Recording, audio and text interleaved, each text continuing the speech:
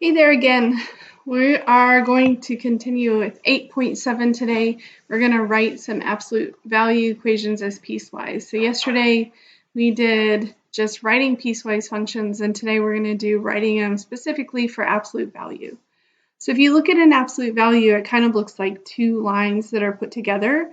So what we're going to do is we're going to think about this as two lines, and we're going to write two different equations for this. So ultimately we'll have our f of x equals, and we should have two parts. So one of the first things you want to look for is the slope. So if we count up 1, we have to go over 2. So on this side we have a slope of a positive 1/2, and on the other side is going downward, so it's a slope of a negative 1/2.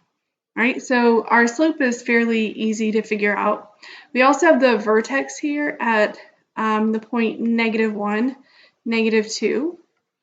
And we learned yesterday that if we have a point and a slope, we can use the point slope formula. So I'm going to use the point slope formula, which is y minus y1 equals m times x minus x1. And I'm going to write an equation for both sides of this.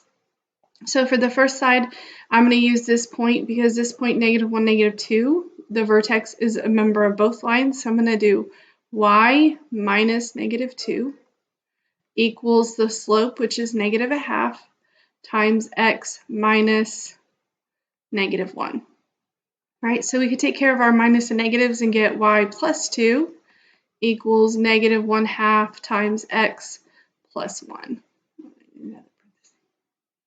All right, so then we distribute our half. We get y plus 2 equals -1/2 x minus 1/2, because 1/2 times 1 is just going to give us this -1/2. All right, last step would be to move the 2 over. And so we'll end up with y equals -1/2 x. So remember, we want to rewrite this -2 as a fraction with a denominator of 2. So it's going to be -4 over 2. So we're going to have a -1 minus 4 is a -5 over 2, because we don't typically write mixed numbers or decimals in an equation, so typically you would see it like this.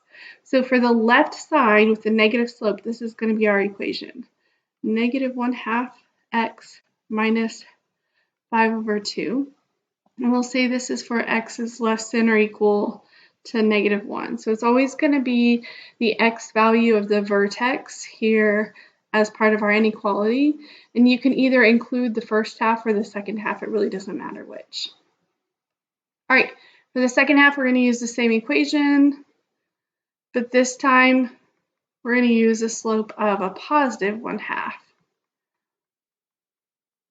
So that gives us y plus 2 equals 1/2 of x plus 1. Distribute our 1/2. And then we'll still subtract our 2 over.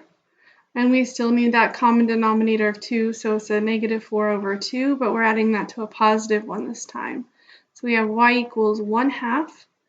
And then a positive 1 minus 4 is going to be a -3 over 2.